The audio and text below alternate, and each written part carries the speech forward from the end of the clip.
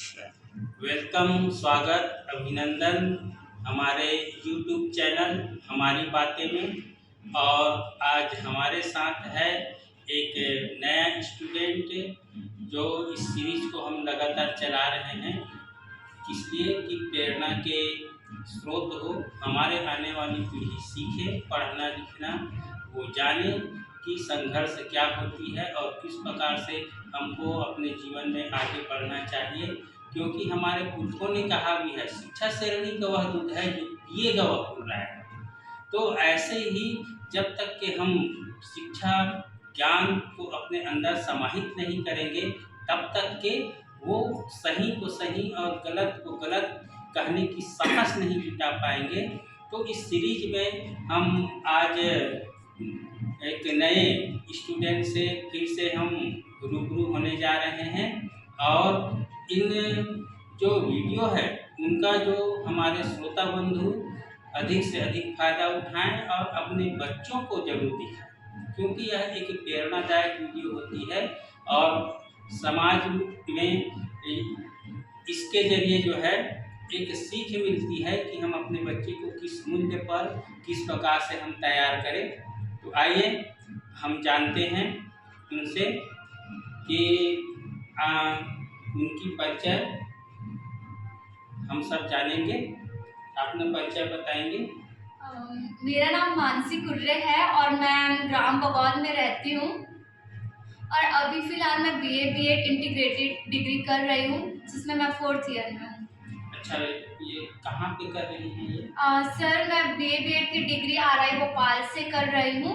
इससे पहले मैं नवोदय विद्यालय में अपनी 12वीं तक की पढ़ाई पूर्ण कर चुकी हूँ। उसके पश्चात मैंने CE एग्ज़ाम दिया था, उसमें मैं उत्तीर्ण हुई और छत्तीसगढ़ से केवल एक सीट था, उसमें मेरा सिलेक्शन हुआ था। और अभी वर्तमान में मैं RI भोपाल में इंटीग्रेटेड कोर्स कर रही हूँ, जो कि BA का है और वो 4th ईयर में। अच्छा, ये बताइए कि जो इस प्रकार से जो कोर्स होती है तो इसके चयन प्रक्रिया है क्या? जी सर, इसका चयन प्रक्रिया ये है कि अगर हम कोई भी वोकेशनल कोर्स में जा रहे हैं या फिर व्यावसायिक कोर्स में जा रहे हैं, तो उसका कोई ना कोई ऐसा परीक्षा होता है, एग्ज़ाम होता है, जिसमें आपको उत्तीर्ण होके जाना पड़ता है और उसका भी कैटेगरी वाइज डिवीज़न होता है कि जैसे SC कोटा से इतने लोग आएंगे, OBC कोटा से इतने लोग आएंगे और जनरल कोटा से इतने लोग, इस प्रकार का। तो इसमें तैयारी किस प्रकार से करना पड़ा? आपने तैयारी किस प्रकार से किए, हम ये जानना चाहेंगे ताकि हमारे और पढ़ने वाले युवा साथी आपसे प्रेरित हो और वो भी इस पर आगे बढ़े। सर मतलब जिस प्रकार से मतलब ये जो एग्ज़ाम्स होते हैं वो 12वीं के बाद होते हैं, तो अगर हम देखें तो लगभग जो सिलेबस होता है वो 12वीं के ज्ञान के मुताबिक होता है और थोड़ा बहुत एक्स्ट्रा ज्ञान मतलब और आगे की बातें जनरल नॉलेज इस प्रकार से होता है। तो फिर इसमें कुछ थिंकिंग बेस्ड क्वेश्चन भी होते हैं, कुछ जनरल नॉलेज के क्वेश्चन होते हैं, कुछ टेक्स्ट बुक के क्वेश्चन होते हैं और बहुत सारे ऐसे मतलब गणित, लॉजिकल रीजनिंग इस प्रकार से प्रश्न होते हैं। तो इसमें मतलब इंसान को क्या है कि कोचिंग ज्वाइन करने से अच्छा स्वयं प्रैक्टिस करना चाहिए। खुद अभ्यास करेंगे तो उससे क्या होगा कि प्रश्न जो अलग अलग प्रकार के प्रश्न आते जाते हैं उसको समझते जाएंगे और खुद ही स्वयं हल करने की कोशिश करेंगे। और हमारे पास तो आजकल अच्छे साधन आ गए, यूट्यूब आ गया है, गूगल आ गया, तो उससे सर्च करके कंटेंट निकाल के हम आसानी से मतलब स्वयं ही पास कर सकते हैं बिना कोचिंग के। लेकिन उसके लिए ये ज़रूरी है कि हम सेल्फ स्टडी पे फोकस करें, स्वयं मतलब निरंतर पढ़ते रहें। दिन में जितना समय निकलता है, जैसे कि हम पढ़ाई भी करते करते इन एग्ज़ाम्स की प्रिपरेशन करते हैं, तो जैसे हम 12th की पढ़ाई कर रहे हैं तो 11th के टाइम से ही शुरू कर देना चाहिए ये सारी तैयारियाँ, क्योंकि धीरे धीरे करके वो पूर्ण होता है और सिलेबस बहुत बड़े होते हैं, इसके लिए लंबा समय लगता है और 12वीं में हमें 12वीं की परीक्षा भी देनी होती है। इसलिए उसकी तैयारी कम से कम, ताकि हम सुरक्षित रहें, इसलिए एक साल पहले से शुरू करनी चाहिए ताकि हम एक ही अटेम्प्ट दें और हमारा क्लियर हो। अच्छा, नवोदय विद्यालय से निकले स्टूडेंट जो बोले, तो कौन से नवोदय विद्यालय में आप पढ़ाई कर रहे थे? हाँ, मैं सर सबसे पहले तो मैं 6वीं में मेरा चयन हुआ था, फिर 6वीं से 8वीं मैं JNV धमतरी में पढ़ी हूँ। उसके पश्चात में मेरा माइग्रेशन हुआ, फिर मैं 9वीं की कक्षा JNV उड़ीसा से पूर्ण की, संबलपुर से। उसके बाद मैं फिर अपना जो 10वीं का था वो फिर से मैं जेएनवी धमतरी में पूर्ण की। फिर जो 11वीं और 12वीं जो मेरा कक्षा था उसको मैंने जेएनवी चापा से पूरा किया है। बहुत बढ़िया। कि तो उड़ीसा जांजगीर चांपा में आप कहाँ चयन होकर के गई नवोदय से, तो उसमें आपका दोनों, एक तो जो है जिला बदल हुआ और दूसरा जो है राज्य में आप दूसरे राज्य में गई पढ़ाई के लिए, तो क्या अंतर देखा? जैसे कि ये होता है कि जैसे कि हम अपने ही राज्य में रह करके एक ही स्थान से दूसरे स्थान जाते हैं, तो हमारे साथ ये होता है कि भले ही हमारा जगह परिवर्तित हुआ है लेकिन जो हमारी संस्कृति होती है, हमारे तौर तरीके, हमारा रहन सहन, सारी चीजें एक ही जैसे होती है लगभग। लेकिन जब हम किसी दूसरे राज्य में जाते हैं तो हम अलग प्रकार के लोगों से मिलते हैं, अलग प्रकार से सोच से रूबरू होते हैं, अलग प्रकार की मतलब विचारधारा हमारे अंदर आती है, हम अलग संस्कृति को जानते हैं। ठीक है, नए लोगों के साथ जब हम मिलते हैं तो उनके विचार हमारे विचार से आदान प्रदान होते हैं, टकराते हैं, कुछ हम नई चीज सीखते हैं, कुछ उनको देते हैं। तो इस प्रकार से जैसे मैं उड़ीसा गई थी तो वहाँ पे मुझे बहुत सारी चीजें सीखने को मिली। जैसे कि वहाँ के लोग जो होते हैं वो काफी मतलब सेंसिटिव होते हैं, मिलनसार होते हैं, हेल्पिंग नेचर के होते हैं। और जैसे मैं हॉस्टल में रही तो मैं अकेली थी, मेरे पेरेंट्स मिलने नहीं आते थे दूर होने की वजह से। तो वहाँ के जो पेरेंट्स थे वो अपने बच्चों की तरह हमें सोचते थे, हमारे लिए खाने पीने की सामान लाते थे, कभी कभी हमारी ज़रूरतों की चीज़ें भी लाते थे, कभी कभी अपने घर भी बुलाते थे। तो इस प्रकार से मतलब कि ऐसा उन्होंने एहसास होने दिया कि हम दूर के हैं, हम दूर के हैं और हमारे माता पिता कभी नहीं आए हैं, हाँ, ऐसा एहसास ऐसा लगता था जैसे कि वो भी मतलब वहाँ अपने माता पिता की तरह है। एक आनंदपूर्ण अनोखी घटना जो इस सब के शिक्षा पढ़ाई के दौरान आपके साथ घटित हुआ हो? अनोखी घटना में तो ये है कि मतलब अक्सर ऐसा होता था कि मैं बहुत बोलने वाली लड़की थी। तो मैं बहुत बोला करती थी, क्लासरूम में भी हो चाहे बाहर हो, तो हर जगह बहुत बोला करती थी। तो मेरे जो शिक्षक थे वो इस चीज से बहुत खुश होते थे और वो हमेशा मुझसे ये कहते थे कि तुम वकील बनना या तो तुम एडमिनिस्ट्रेशन में जाना। तो वो सब चीज जो था वो मेरे लिए बहुत मतलब अच्छा साबित हुआ, क्योंकि जब लोग इंकरेज करते हैं, प्रोत्साहित करते हैं, तो मन में एक अलग सा जोश आता है कि हम इस फील्ड में जाएं। जैसे कि मेरा 10वीं में भी अच्छा परसेंट बना था, मुझे मैथ्स भी मिल रहा था, साइंस भी, लेकिन ना मेरे जो शिक्षक थे उन्होंने मुझे प्रोत्साहित किया कि आप आर्ट्स लो और मतलब अलग फील्ड में जाओ जिसमें आप सक्षम हो, अच्छे हो। अच्छा, तो हम जानना चाहेंगे आप क्या बनना पसंद करोगे, क्या बनना चाहते? जैसे कि मेरा सपना है कि मैं आईएएस ऑफिसर बनना चाहती हूँ और वर्तमान में भले ही मैं बीएड की डिग्री कर रही हूँ, क्योंकि वो एक एज अ बैकअप प्लान की तरह है मेरे लिए। लेकिन यूपीएससी करने के लिए ग्रेजुएशन भी मांगता है, तो मैंने सोचा इसमें 4 साल में जब दोनों डिग्रियां मिल जा रही है तो मैं कर लेती हूँ और इसके साथ साथ मैं अपनी तैयारी जारी रखूंगी। जी, बहुत बढ़िया। इस प्रकार से सोच होनी चाहिए बच्चों की, ताकि एक साथ हम जो है ज़्यादा से ज़्यादा अचीवमेंट प्राप्त कर सकें और जल्दी हमको सफलता मिले। मैं ये जानना चाहूँगा कि आपके पास पसंदीदा महापुरुष कौन से हैं? मेरे पसंदीदा महापुरुष या फिर मेरे प्रेरणा या फिर मैं जिनसे सबसे ज्यादा सीखी हूँ, जिनको सबसे ज्यादा मानती हूँ, अगर मैं कहूँ तो मैं गौतम बुद्ध और डॉक्टर भीमराव अम्बेडकर को अपना पूजनीय मानती हूँ, अपना प्रेरणा, अपने आदर्श मानती हूँ। मैं मतलब उनके राहों में चलना चाहती हूँ। जी, बहुत अच्छा। तो दोनों महापुरुष जो है एक महान शख्सियत हैं और पूरा विश्व विख्यात है दोनों महापुरुष, और उनकी नक्शे कदम पर आप जरूर चलें और अपने जीवन को सफल बनाएं, हम यही चाहेंगे।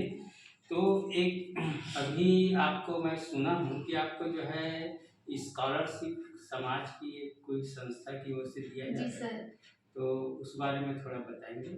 हाँ सर, मतलब कि जैसे कि मेरे पास 12वीं के बाद जैसे मैं निकली तो मेरा सिलेक्शन आरआई भोपाल में हुआ था।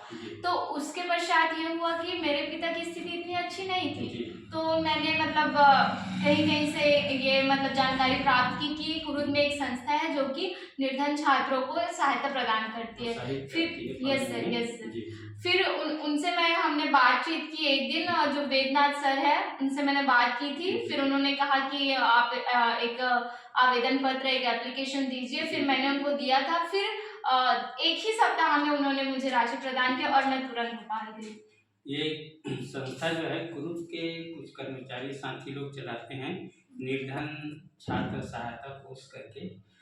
उसमें कुछ शिक्षक हैं और अन्य विभाग के कर्मचारी भी हैं, जैसे हमारे पूर्व एबीओ रहे हैं वैद्यनाथ चंद्राकर सर, राजू रात्रे जी मंडी सचिव है, और ऐसे और शिक्षक साथी और कर्मचारी बंधु हैं जैसे यूएस नवरत्न जी। तो ये सब मिल करके जो है बच्चों को प्रोत्साहित करने के लिए होनहार हो और पढ़ने लिखने में अच्छा इंटेलिजेंट हो, लेकिन पैसे के अभाव के कारण नहीं पढ़ पा रहा, तो ऐसे छात्रों को जो है समूह में इकट्ठा करके राशि देते हैं ताकि वो अपना बच्चा पढ़ाई लिखाई सही कर सके। तो वास्तव में इस प्रकार की जो व्यवस्था है समाज में होनी ही चाहिए, क्योंकि हम जैसे जहाँ पर खड़े हैं तो किसी के ने हमको धक्का दिया है, आगे बढ़ाया है, तब हम यहाँ तक पहुँचे हैं। तो हमारा भी फर्ज बनता है तो अपने आने वाले नस्लों को बेहतर बनाने के लिए इस प्रकार से हम भी प्रेरित करें और तन मन धन से, तब जो है यह काम आगे बढ़ेगी।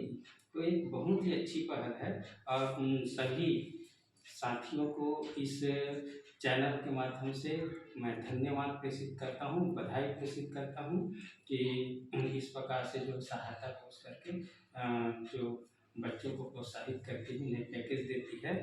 तो मैं अंत में ये जानना चाहूँगा आपसे कि आप जो है भविष्य के हमारे होनहार देश के भविष्य हैं, तो आप युवाओं को क्या संदेश देना चाहेंगे अपने जैसे बालक बालिकाओं को जो अभी अध्ययनरत है ऐसे बच्चों के लिए?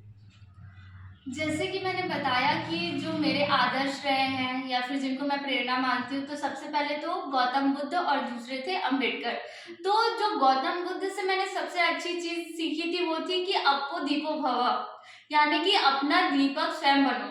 हम सब गरीब परिवार से आते हैं, गरीब घर में जन्म लेते हैं, कई बार हमारे पास कुछ अभाव होते हैं, कुछ कमियां होती है जिसकी वजह से हम आगे नहीं बढ़ पाते। लेकिन हमें क्या करना चाहिए कि इन कमियों के बाद भी हमें प्रयत्न करना चाहिए हमेशा। मतलब हमारे पास सिर्फ एक ही चीज है, वो है शिक्षा। उसके बगैर हम ना आगे बढ़ सकते हैं ना कुछ कर सकते हैं। हमारे पास ना आगे का रास्ता है ना पीछे का रास्ता। अगर हम किसी चीज से आगे बढ़ सकते हैं तो वो केवल और केवल है शिक्षा। तो हमें अगर शिक्षा में आगे बढ़ना है तो हमें इन सारी कमियों को नजरअंदाज करते हुए अभ्यास करना पड़ेगा, पढ़ाई करनी पड़ेगी और दिन रात मेहनत करना पड़ेगा, क्योंकि हमारे पास इसके अलावा कोई और मतलब सब्स्टिट्यूट नहीं है, सिस्टम नहीं है हमारे पास। ठीक है, तो हमें यही करना चाहिए कि हमेशा शिक्षा की ओर आगे बढ़ना चाहिए और शिक्षा के लिए अपने आप को पूरा डेडिकेट कर देना चाहिए, ताकि हम आगे कम से कम अपनी जो वर्तमान स्थिति है उसको सुधारें। और जिस प्रकार से सर ने कहा कि अगर हम सक्षम बन जाएंगे तो हमारे दूसरे घर को सक्षम बनाएंगे, दूसरा घर को सक्षम बन जाएगा तो तीसरा घर को सक्षम बनाएगा। तो इस प्रकार से हमें क्या करना चाहिए, जो चीज हमने अपने समाज से लिया हो वो चीज हमें दोबारा अपने समाज को लौटाना पड़ेगा। जैसे ये चैन आगे बढ़ते जाएगा तो उससे क्या होगा कि पूरा समाज धीरे धीरे शिक्षित होगा। तो मेरा जो हमारे भाइयों हमारी बहनों से एक ही मतलब मैं प्रेरणा के रूप में बताना चाहूंगी कि वो जितना हो सके उतना पढ़ाई करे, जितना हो सके पढ़ाई के फील्ड में आगे बढ़े। चाहे अगर वो पढ़ाई में अच्छे नहीं है तो कोई और अच्छी चीज जो उनके टैलेंट में होंगी, कुछ ऐसी चीजें जो उनको मतलब अच्छा लगता होगा, उन चीजों को भी वो आगे बढ़ा सकती है। लेकिन सबसे बड़ी बात इसमें यही है कि अपने ऊपर विश्वास रखना है, अपने ऊपर विश्वास रखना है और अपने विश्वास के बल पे आगे बढ़ना है। कभी ये नहीं सोचना है कि मेरे पास ये चीज नहीं है या फिर मैं नहीं कर पाऊंगी, या फिर उसके पास वो चीज है तो वो कर ले रहा है लेकिन मैं नहीं कर पाऊंगी। दुनिया में हर चीज संभव है, हर चीज हो सकता है, ठीक है। और फिर ये चीज है कि अगर हम अपने ऊपर विश्वास रखेंगे, मेहनत करेंगे, ठीक है, दिन में 4 से 5 घंटा पढ़ाई में लगाएंगे तो हम जरूर और जरूर सफलता प्राप्त करेंगे। मैं एक और चीज इसमें जोड़ना चाहूँगा कि अभी एक हमारे युवा साथियों को मोबाइल फिबिया की बीमारी लग गई है, तो उसमें अच्छे और बुरे दोनों चीज़ हैं। तो ज़रूरत पड़ने पर उसमें अच्छी चीज़ों का इस्तेमाल करें, ज्ञान के लिए, शिक्षा के लिए, समझ के लिए। व्यापार के लिए, उद्योग के लिए भी आज हमारे युवाओं को आगे आने की ज़रूरत है। तभी जो है हम सुदृढ़ अपने पैरों पर खड़ा हो पाएंगे। तो मोबाइल का इस्तेमाल केवल मनोरंजन के लिए ही ना हो, और वास्तव में हमारे महापुरुष, हमारे पुरखे जो बोलते हैं, उनमें से एक पुरखे ने कहा था कि अगर आपके पास खाने को नहीं है तो एक टाइम खाओ, अगर आपके पास बर्तन नहीं है तो हाथ में रख कर खाओ, लेकिन अपने बच्चों को शिक्षा की ओर जोड़ो, जरूर शिक्षित बनाओ, ये संदेश दिया था। तो उनमें तमाम हमारे जो महापुरुष हैं, महात्मा बुद्ध का आपने बताए, बाबा साहब भीमराव अम्बेडकर का, कबीर दास गुरु जी का, संत माता कर्मा जी का, बाबा गुरु घासीदास जी का, तो इन तमाम पुरखों का जो है बड़ा योगदान है हमको यहाँ तक पहुँचाने में। और इस मूल्य पर बात करना और हमको समझना आज बहुत ही आवश्यकता है। तो इस प्रकार से जो आप अपने उद्देश्यों में सफल हो, ऐसे हम जो है मनोकामना करते हैं, बधाई प्रेषित करते हैं। और ये थी हमारे साथ मानसी, जो अभी BA BEd की छात्रा हैं, भोपाल में अध्ययनरत है और एक बहुत ही इंटेलिजेंट बच्चे हैं। आप सबको मैं निवेदन करूंगा कि इस वीडियो को जरूर देखें, सब्सक्राइब करें, लाइक करें और शेयर करें, ताकि ये प्रेरणा जो है अधिक से अधिक लोगों तक फैले। आपका धन्यवाद। आदरणीय साथियों, हम जो है अगली कड़ी में फिर एक होनहार, एक फिर प्रेरणा के साथ में नए वीडियो में मिलेंगे। तब तक के लिए आप सबको नमस्कार। हमारी बातें चैनल देखते रहिए। थैंक यू, धन्यवाद।